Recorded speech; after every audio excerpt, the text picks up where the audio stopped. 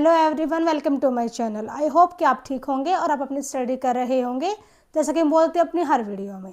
तो देखिए, last video जो हमारी थी उसमें क्या था, हमने थ्योरी जो हमारी सीरीज स्टार्ट कर रखी है हमने सीडीपी की, तो उसमें हमारा थ्योरी सेक्शन जो है वो चला हुआ है, वो कंप्लीट हो जाएगा दो तीन दिन में, क्योंकि 2-3 टॉपिक उसमें बचे हुए हैं। लेकिन आज की जो वीडियो है ये रहेगी हमारी मॉक टेस्ट की, और मॉक टेस्ट करते करते हम पहुँच गए हैं मॉक टेस्ट नंबर 12 पे। तो जैसे कि आप सभी जानते हो कि मॉक टेस्ट में टोटल हम 30 क्वेश्चन हम कवर अप करते हैं, जो कि होते हैं सीडीपी के, जो कि मोस्ट इंपॉर्टेंट क्वेश्चंस होते हैं। और मैं यहाँ पे कोशिश करती हूँ कि मैं हर टाइप के क्वेश्चन इन 30 क्वेश्चन में इंक्लूड करूँ, लाइक मैचिंग टाइप क्वेश्चंस जो होते हैं, पैटर्न वाले होते हैं, फिर डेफिनेशंस वाले होते हैं, या फिर थ्योरी किसने दी है।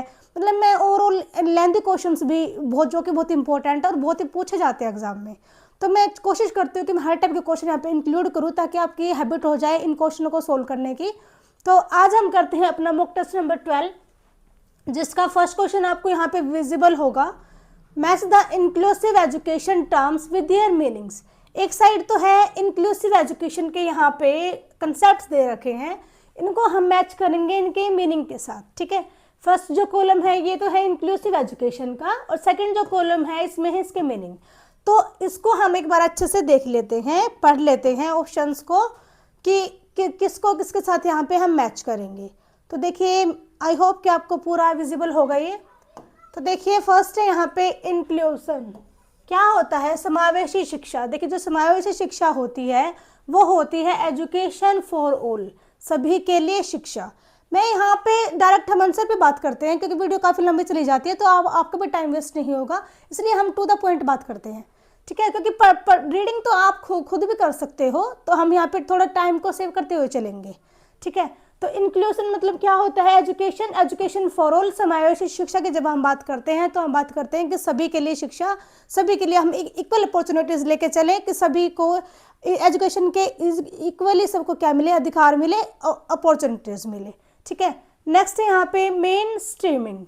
मेन स्ट्रीमिंग क्या होती है? ये होती है इंटीग्रेटिंग स्पेशल लर्निंग। जो विशेष शिक्षार्थी जो होते हैं उनका हम यहाँ पे क्या करेंगे? समावेशन करेंगे। इनको भी हम इक्वली हम क्लास में बिठा के फोकस करके, हम स्पेशली इन बच्चों पे हम फोकस करके इनको पढ़ाएंगे। ये होता है। तो बी का हो गया सेकंड। देखिए, हम एक बार ऑप्शन पे चलते हैं। ए का तो है थर्ड, देखिए एक ऑप्शन ए का थर्ड ये रहा, बी का है सेकंड, बी का सेकंड, तो ऑप्शन तो हमारा सी वाला ही ठीक है यहाँ पे फर्स्ट क्वेश्चन के लिए। नेक्स्ट है यहाँ पे डिफरेंशिएशन। देखिए, डिफरेंशिएशन क्या है? Adapting teaching to individual needs, कि व्यक्तिगत आवश्यकताओं के अनुसार शिक्षण करेंगे। हम इंडिविजुअल डिफरेंसेस को पहचानेंगे, हम उसको डिफरेंशिएट करेंगे, कि जो मतलब कि कहने का क्या है कि हम व्यक्तिगत आवश्यकताओं के अनुसार हम क्या करेंगे? शिक्षण करेंगे, और बच्चों की नीड के अनुसार हम उनको पढ़ाएंगे, और उनके डिफरेंसेस को हम पहचानेंगे कि हर बच्चा यूनिक होता है, हर बच्चे में अलग अलग क्वालिटी होती है। कोई स्पेशल बच्चा है तो कोई एवरेज बच्चा है, कोई इंटेलिजेंट बच्चा है। तो मतलब हम उस इंडिविजुअल डिफरेंस को हम समझेंगे, हम उसको डिफरेंशिएट करेंगे अच्छे से, बिल्कुल प्रॉपरली।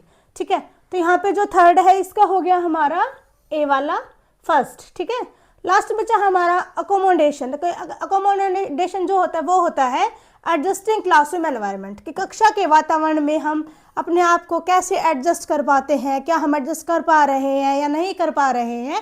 तो इसको ही हम क्या कहते हैं? इसको कहते हैं अकोमोडेशन। ठीक है, तो यहाँ पे जो डी है उसको हो जाएगा फोर्थ, तो ऑप्शन सी ही हमारे यहाँ पे करेक्ट है फर्स्ट क्वेश्चन के लिए। ठीक है, चलते हैं अपने नेक्स्ट क्वेश्चन में। ये क्वेश्चन थोड़े बड़े होते हैं, लेंथी होते हैं, बट इजिली हो जाते हैं। थोड़ा सा ध्यान देने की हमको यहाँ पे नीड रहती है इस टाइप के क्वेश्चन में। तो नेक्स्ट करते हैं हम question number 2। The Greek word psyche and logos means.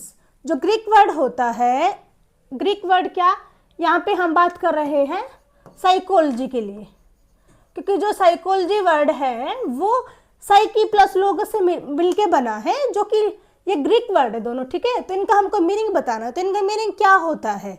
मतलब जो साइकी होता है इसका मतलब तो होता है सोल, एंड जो लोगस है वो होती है साइंस, स्टडी। ठीक है, तो कहने मतलब क्या है? जो साइकोलॉजी है उसका मतलब क्या होता है? आत्मा का विज्ञान। ठीक है, अकॉर्डिंग टू दीज वर्ड्स। लेकिन अब के टाइम में हम यहाँ पे आत्मा के विज्ञान के टाइप की बातें हम नहीं करते हैं, क्योंकि बहुत मतलब इसके एक लॉन्ग हिस्ट्री है, हम कभी बाद में बात करेंगे इसके बारे में। वैसे वीडियो चैनल पे है इसकी भाई, मनोविज्ञान के इतिहास से रिलेटेड, आप जाके देख भी सकते हो यदि आपको डेप्थ में जानना है तो। लेकिन हम यहाँ पे क्वेश्चंस कर रहे हैं तो मैं यहाँ पे आपको इन शॉर्ट में बता रही हूँ, ठीक है। तो सेकंड क्वेश्चन का यहाँ पे भी ऑप्शन ठीक रहेगा। नेक्स्ट चलते हैं हम अपने क्वेश्चन नंबर 3 पे। Who defined psychology as a science of soul? किसने कहा था कि जो मनोविज्ञान है वो आत्मा का विज्ञान है? क्या अरस्तु ने कहा था, प्लेटो ने, डेस्कार्टे ने, या फिर वॉटसन ने? तो देखिए ये कहा था अरस्तु ने। अरस्तु का मानना था कि जो मनोविज्ञान है वो किसका विज्ञान है, वो आत्मा का विज्ञान है।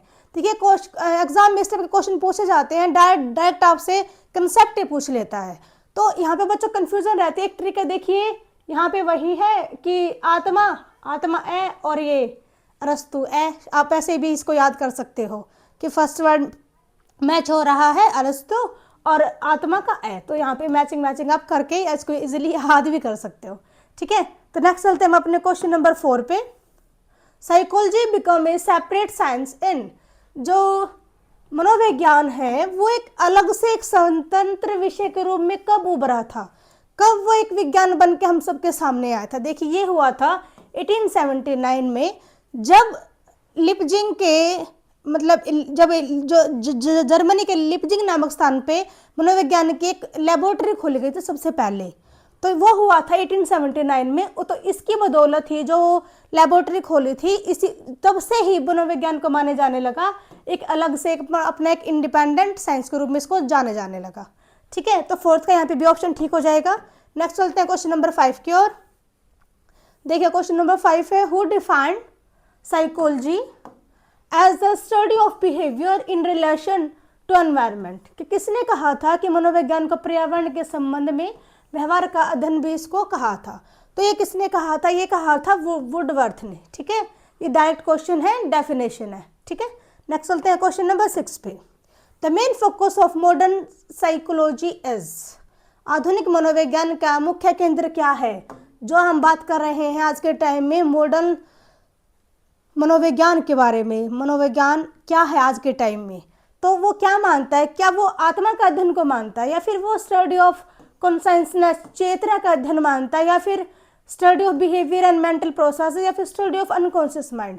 तो देखिए आज हम प्रेजेंट की बात करते हैं, मॉडर्न लाइफ में हम जी रहे हैं, मॉडर्न हम आज का हमारा हर कंसेप्ट हो गया है, तो यहाँ पे हम बात करते हैं स्टडी ऑफ बिहेवियर की एंड मेंटल प्रोसेसेस की, कि इंसान का बिहेवियर, इंसान कैसे बिहेव कर रहा है, और उसका जो मेंटल प्रोसेसेस हैं, जो उसके मानसिक जो उसकी प्रक्रियाएं हैं, उसका जो अध्ययन हम कर रहे हैं, तो वही क्या है? साइकोलॉजी, ठीक है। तो नेक्स्ट चलते हैं हम क्वेश्चन नंबर 7 की ओर। तो क्वेश्चन नंबर 7 देखिए, which of the following is not A correct aspect of psychology? किन में से ऐसा क्या है जो मनोविज्ञान का एक सही पक्ष नहीं है? देखिए जो यहाँ पे हम बात करनी है नोट का कंसेप्ट है, थोड़ा ध्यान दीजिएगा, नोट नहीं पूछा गया हमसे, नहीं, ठीक है।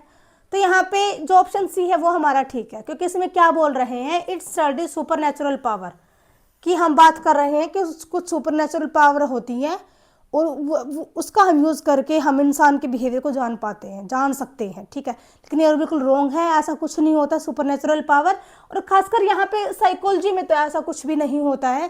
हम सिर्फ अब माइंड, ह्यूमन के माइंड को रीड करते हैं, उसका बिहेवियर हम रीड करते हैं, हम उसके मेंटल प्रोसेसेस को रीड करते हैं, और उसका यूज़ करके ही हम उसके बारे में हम बता सकते हैं कि इंसान का मतलब जो उसका मेंटल स्टेटस है वो प्रेजेंट में क्या है।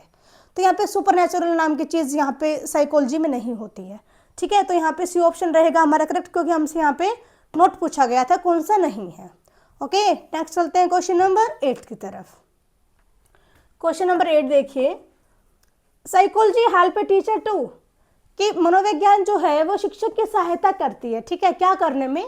अंडरस्टैंडिंग स्टूडेंट्स बिहेवियर को समझने में, maintaining discipline, using better teaching methods, या ऑल ऑफ द अबो? तो देखिए यहाँ पे आपको ऑप्शन से क्लियर हो रहा होगा कि ऑल ऑफ द अबो ही हमारा आंसर होगा, क्योंकि साइकोलॉजी ही हेल्प करती है वो ताकि टीचर जो है वो समझ सके किसी भी बच्चे के बिहेवियर को, ठीक है। साथ साथ वो डिसिप्लिन, यदि बच्चे का बिहेवियर अच्छा होगा तो बच्चे इजीली डिसिप्लिन में रहेंगे, मेंटेन वो बना के चलेंगे अपने बिहेवियर को according to classroom environment. Then वो जो टीचर है वो साइकोलॉजी का यूज़ करके वो अपने टीचिंग मेथड्स को भी बेटर और इम्प्रूव उसको कर सकता है। ठीक है, तो यहाँ पे हमारे सारे ऑप्शन बिल्कुल ठीक रहेंगे। ऑप्शन नंबर डी हमारा यहाँ पे रहेगा करेक्ट। नेक्स्ट चलते हैं हम क्वेश्चन नंबर 9 पे। Learning is the result of connection between stimulus and response, this idea is given by. देखिए क्या कहा गया है क्वेश्चन में कि जो लर्निंग है वो एक रिजल्ट है किसके कनेक्शन का, स्टिमुलस एंड रिस्पॉन्स, कि हमने कुछ स्टिमुलस किया देन हमने उसका रिस्पॉन्स किया। ठीक है, तो ये जो कनेक्शन है इसके बीच का, तो ये सब हमको किसने समझाया। देखिए ये जो क्वेश्चन है ये एस्टेट में पूछा गया था 2018 में। तो इस क्वेश्चन का जो आंसर होगा ये होगा थॉर्नडाइक। थॉर्नडाइक जी ने ही कहा था कि जो ये कंसेप्ट है कौन से वाला, स्टिमुलस एंड रिस्पॉन्स थ्योरी, इसको SR थ्योरी के नाम से भी इसको जाना जाता है। ये वाली थ्योरी बहुत इंपॉर्टेंट थ्योरी है, फुल वीडियो चैनल पे अपलोडेड है, आप वहाँ से जाके भी देख सकते हो। ठीक है, तो यहाँ पे भी ऑप्शन ठीक रहेगा। नेक्स्ट चलते हैं हम क्वेश्चन नंबर 10 पे। ए चाइल्ड लर्न्स टू से polite words like thank you after observing parents. ठीक है, एक बच्चा है वो अपने पेरेंट्स को देख रहा है कि तो इसके पेरेंट्स थैंक यू जैसे अच्छे शब्द बोल रहे हैं, तो बच्चा ही बोलना सीख रहा है। ठीक है, तो this type of learning is called, तो इस टाइप की लर्निंग को क्या कहा जाएगा। देखिए यदि हमने पहले भी बात की है, अभी मैंने रिसेंटली मैंने एक शॉर्ट यहाँ पे अपलोड की थी जिसमें मैंने बात की थी अल्बर्ट बांडुरा जी के बारे में। तो उन्होंने बताया था कि जो बच्चा होता है वो अनुकरण से सीखता है, वो बड़ों को देख के सीखेगा, जैसा बड़े बिहेव करेंगे वैसा ही बच्चा रिस्पॉन्स करेगा, वैसा ही बच्चा बिहेव करेगा, क्योंकि बच्चा उसको अवलोकन से सीखता है, उसको ऑब्जर्व कर रहा है होता है वो हर चीज़ को। कैसे माना जाता है कि जो छोटा बच्चा होता है वो एक साइंटिस्ट वाला दिमाग उसको होता है, खुराफाती दिमाग भी हम उसको बोल सकते हैं। आपको पता भी नहीं चलता कि बच्चा आपको कब ऑब्जर्व कर जाता है। तो इसलिए बच्चे के सामने थोड़ा सा अच्छा बिहेव करे ताकि बच्चा भी अच्छा बिहेवियर ही सीखे और वो ऐसा ही वो अपने आप को रिप्रेजेंट करे हम सबके सामने। तो यहाँ पे ये वाली जो लर्निंग है इसको कहेंगे ऑब्जर्वेशनल लर्निंग, कि बच्चा आपको ऑब्जर्व कर रहा है कि पेरेंट्स ऐसे बोल रहे हैं तो बच्चा भी ऐसे ही बोलेगा। तो ये क्या है, दिस इज ऑब्जर्वेशनल लर्निंग, और ये दिया था कंसेप्ट किसने, अल्बर्ट बांडुरा जी ने। ठीक है, नेक्स्ट चलते हैं क्वेश्चन नंबर 11 पे। A teacher praises students for good hand writing and ignores mistake. एक टीचर है वो बच्चे की गुड हैंड राइटिंग के लिए तो उसको प्रेज कर रहा है और उसकी मिस्टेक्स को क्या कर रहा है, इग्नोर कर रहा है। ठीक है, तो ये मेथड किसका होगा, ये है यहाँ पे पॉजिटिव रेनफोर्समेंट बच्चों को दे रहा है टीचर। इवन बच्चे ने हैंड राइटिंग तो अच्छी लिखी है ना, तो टीचर उसको प्रेज करे हैंड राइटिंग के लिए। आज उसको टीचर प्रेज कर रहा है तो कल टीचर उसको धीरे धीरे भी बोल सकता है कि बेटा आपको थोड़ी थोड़ी मिस्टेक है, आप उसको ठीक कीजिए। लेकिन टीचर उसको हैंड राइटिंग के लिए पॉजिटिव ना बोल के और उसको डायरेक्ट ही नेगेटिव बोल दे तो वो बच्चे के माइंड में बिल्कुल गलत इंपैक्ट जाएगा और बच्चा हो सकता है कि उसकी राइटिंग पे भी यहाँ पे इफेक्ट आ जाए इसी वजह से।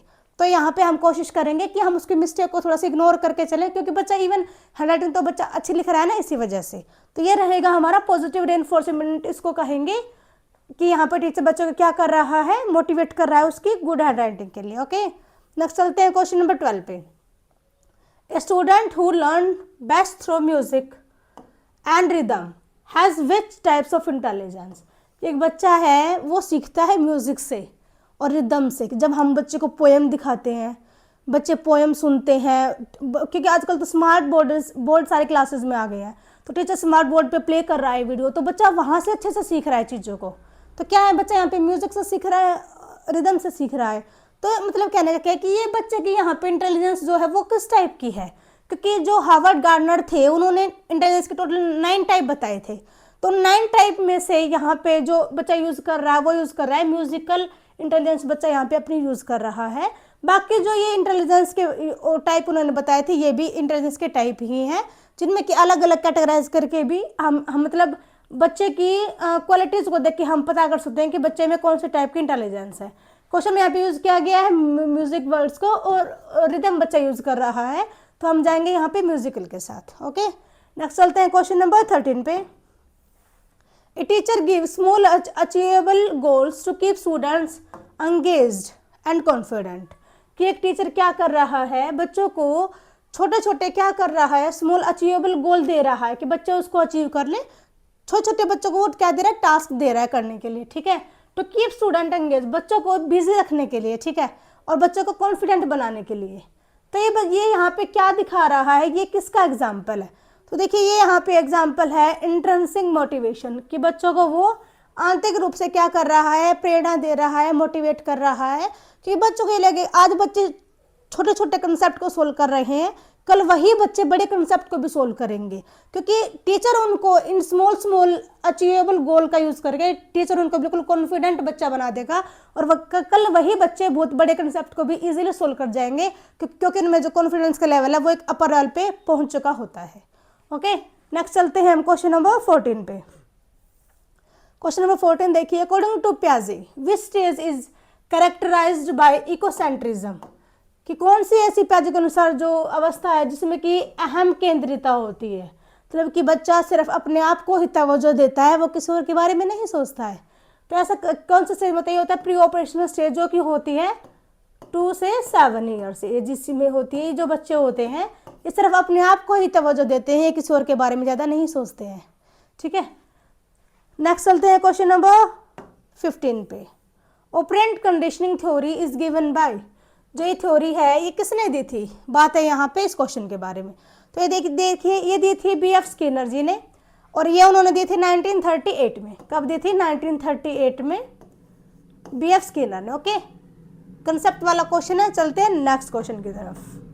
The process of forgetting is fastest, जो भूलने की जो प्रक्रिया है वो सबसे तेज होती है। ठीक है, तो कब होता है ऐसे, इमीडिएटली आफ्टर लर्निंग, लर्निंग के तुरंत बाद हो सकता है ऐसा, या आफ्टर फ्यूज डेज, कुछ दिनों के बाद, या आफ्टर 1 वीक, या आफ्टर 1 मंथ। देखिए मान लीजिए कि टीचर ने आपको कुछ पढ़ाया, मान लीजिए आपको पूरा चैप्टर पढ़ा दिया, लेकिन आपको यहाँ तो उसको कुछ ही पीस रहेगा ना, कुछ ही पार्ट आपको याद रहेगा।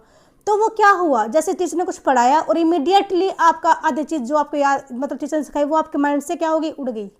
ठीक है, तो ये क्या है कि इमीडिएटली आफ्टर लर्निंग टीचर ने आपको सिखाया और तभी आपके माइंड से सारी चीज़ें स्किप हो गई, कुछ परसेंट ही बचता है। जब आप उसको रिवाइज करोगे तभी आपके माइंड में वो स्टेबल होगा, और आपके जब आप उसकी प्रैक्टिस करते जाओगे तो माइंड में बिल्कुल सेट हो जाएगा।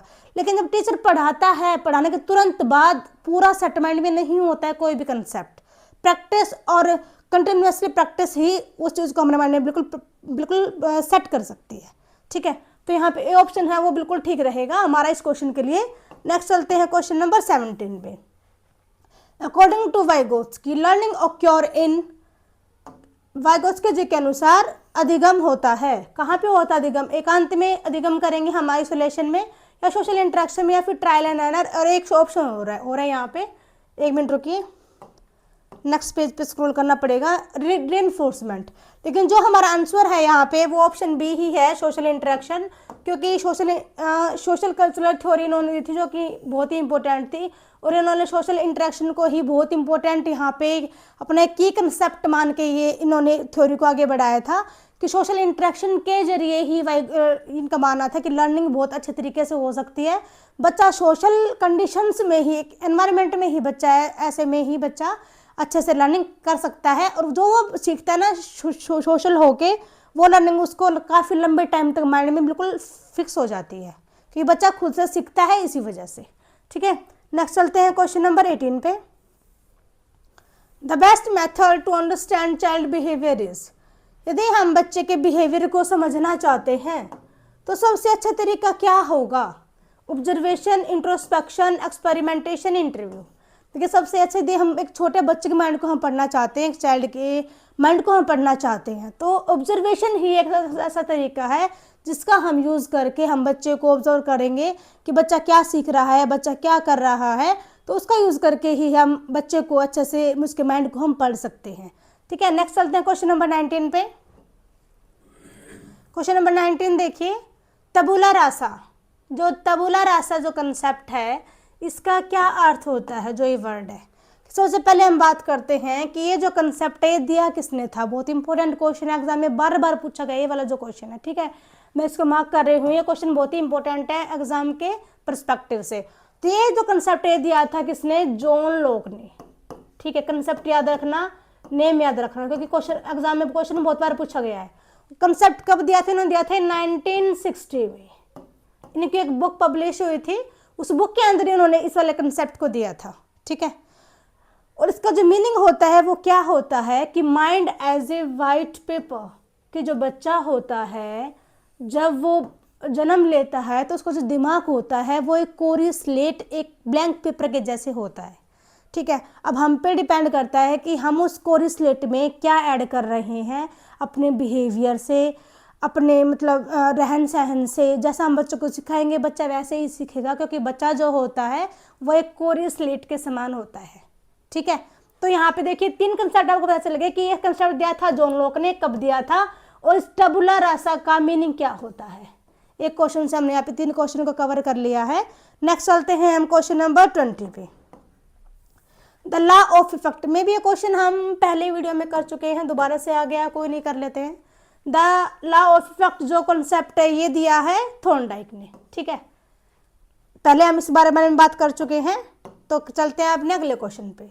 लर्निंग बाय डूइंग, करके सीखने का जो सिद्धांत है वो किसने दिया है, किससे संबंधित है। देखिए ऑप्शन यहाँ पे आपको विजिबल हो गए होंगे, Froebel, Montessori, John Dewey, Skinner. तो ये जो कंसेप्ट है ये दिया है हमारा किसने, जॉन डेवी ने।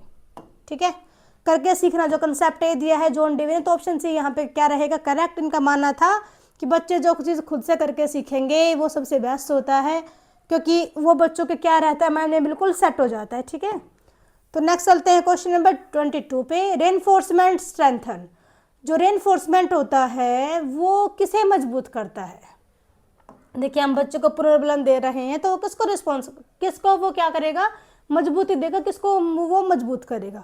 तो ये करता है रिस्पॉन्स को। कैसे, यदि आपने किसी बच्चे को पॉजिटिव रेनफोर्समेंट दिया, ठीक है, मान लीजिए बच्चे ने टेस्ट में बच्चा अच्छे मार्क्स लेके आया, आपने उसको रेनफोर्समेंट दिया, वेरी गुड बेटा, कीप इट अप, ऐसे तैयारी करते रहिए, ऐसे पढ़ते रहिए। ठीक है, तो बच्चे के माइंड में क्या होगा, वो नेक्स्ट जब टेस्ट होगा उसके लिए वो वेल प्रिपेयर वो पहले से होके आएगा।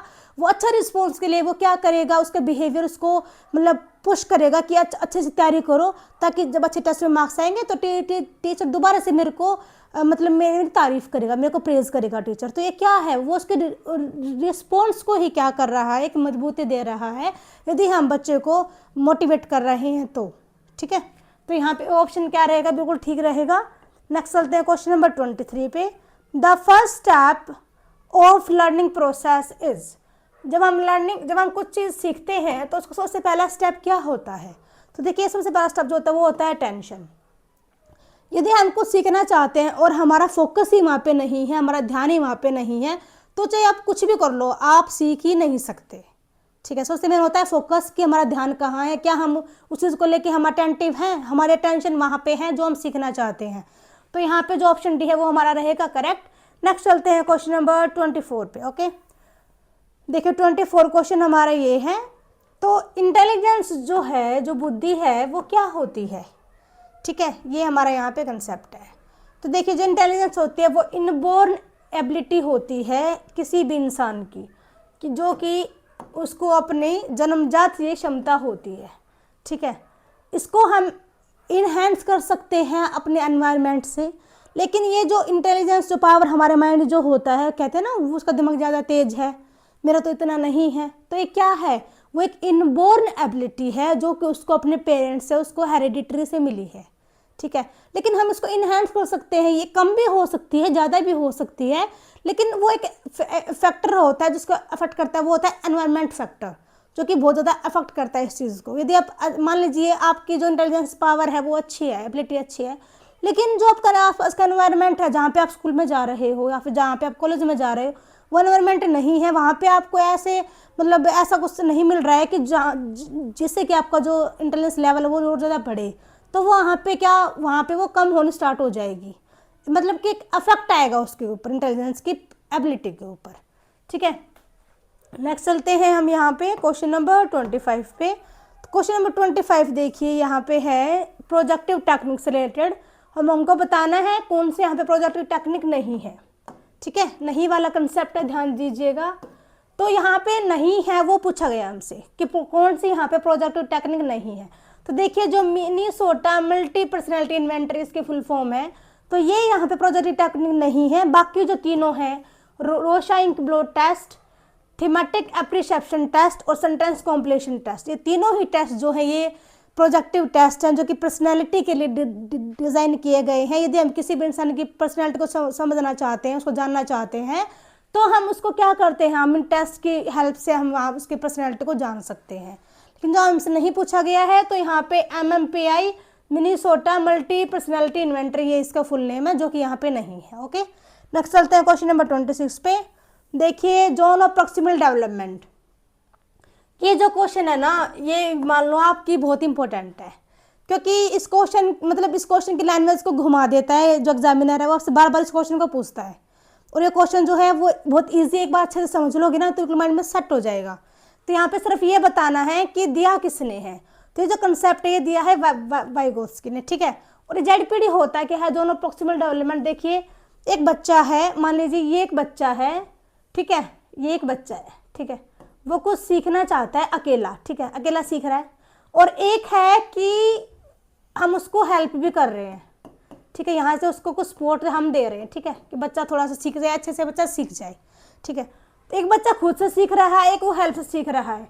इन दोनों के जो बीच का जो एरिया है ना, वह ये जोन जो है बीच का, जो एक बच्चा तो खुद अकेला सीखना चाहता है, किसी की हेल्प से सीख रहा है, दोनों का जो बीच का जो एरिया ना वही है ZPD, zone of proximal development, ठीक है। तो चलते हैं नेक्स्ट क्वेश्चन पे, क्वेश्चन नंबर 27। क्वेश्चन नंबर जो 27 है ये है theory of intelligence, multiple intelligence. तो ये कंसेप्ट जो था ये दिया था गार्डनर ने, जो कि इन्होंने दिया था 1983 में। इनकी एक बुक आई थी frame of the mind, frame of the mind, ये बुक आई थी इनकी कब, 1983 में। तो इसमें इन्होंने 9 टाइप्स ऑफ इंटेलिजेंस बताई थी, जिसमें कि मैंने थोड़ी देर पहले ये बात की थी उस म्यूजिक वाले क्वेश्चन में कि एक बच्चा है वो म्यूजिक से और रिदम से सीखता है। तो वो ये क्वेश्चन का सेकंड पार्ट है, कह सकते वो यहाँ पे है कि जो कंसेप्ट है दिया किसने था, गार्डनर ने, हॉवर्ड गार्डनर इनका पूरा नाम है। इन्होंने दिया था, कब दिया था, 1983 में अपनी book frame of the mind में। और टोटल इंटेलिजेंस दी थी 9, ठीक है, टोटल टाइप्स ऑफ इंटेलिजेंस यहाँ पे दी थी 9। नेक्स्ट चलते हैं क्वेश्चन नंबर 28 पे। The best way to motivate a student is, यदि हम बच्चों को प्रेज करना चाहते हैं तो सबसे अच्छा तरीका यहाँ पे क्या होगा। तो क्या फोर्थ ऑप्शन आपको दिख रहा हो, इग्नोर करना, वो तो होगा ही नहीं, ठीक है। तो यहाँ पे जो ए ऑप्शन है हमारा वही ठीक है, क्योंकि धमकी हम बच्चों को नहीं दे सकते, पनिशमेंट हम बच्चों को नहीं दे सकते। हम बच्चों को प्रेज करेंगे और एनकरेज करेंगे बच्चे को, ताकि बच्चा अपनी कैपेसिटी के अकॉर्डिंग, अपनी एबिलिटी के अनुसार जो बच्चा है वो अच्छे से लर्निंग करे और आगे वो तरक्की करता जाए, ठीक है। तो ये ऑप्शन यहाँ पे ठीक रहेगा। नेक्स्ट चलते हैं हम क्वेश्चन नंबर 29 पे। Which method is most suitable for slow learners, कि हम बात कर रहे हैं स्लो लर्नर्स के बारे में, क्योंकि धीमी गति से सीखने वाले बच्चे हैं, तो कौन सा मेथड यहाँ पे उनके लिए सबसे अच्छा रहेगा। तो देखिए जो एक्टिविटी बेस्ड जो लर्निंग होगी ना, वो यहाँ पे बिल्कुल बेस्ट रहेगा इन सब बच्चों के लिए, क्योंकि ये एक्टिविटी के थ्रू ही हम इसको सिखा सकते हैं कि बच्चे थोड़ा सा इंटरेस्ट ले लेंगे और वो अच्छे से लर्निंग में थोड़ा सा फोकस कर लेंगे, तो उसी में इनका थोड़ा सा मतलब काम चल जाएगा, एक तरीके से हम बोल सकते हैं, क्योंकि स्लो लर्नर है थोड़ा इनको टाइम लगता है, ठीक है। तो नेक्स्ट चलते हैं क्वेश्चन नंबर 30 पे, next and the last question of this video, ठीक है। तो देखिए 30 क्वेश्चन ये रहा आप सबके सामने।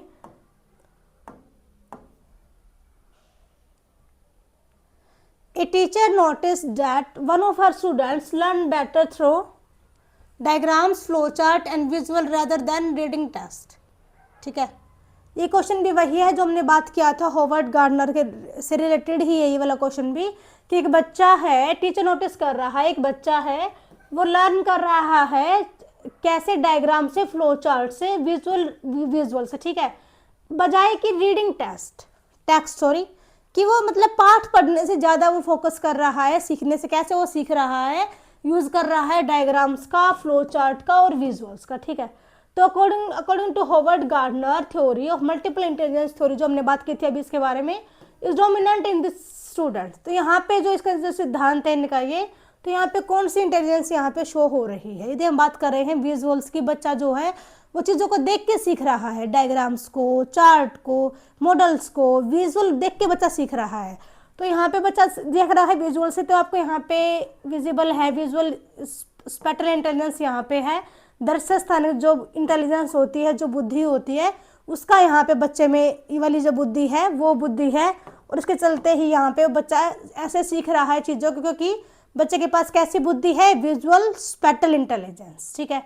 तो आज की हमारी वीडियो यहाँ पे पूरी हो जाती है। आई होप कि आपको कंसेप्ट अच्छा लगा हो, कंटेंट पसंद आया हो। तो ये अच्छा लगा कंटेंट तो शेयर कीजिएगा ताकि औरों की भी हेल्प हो जाए और भी यहाँ से पढ़ सकें, स्टडी कर सकें। मिलते हैं नेक्स्ट वीडियो में, बाय।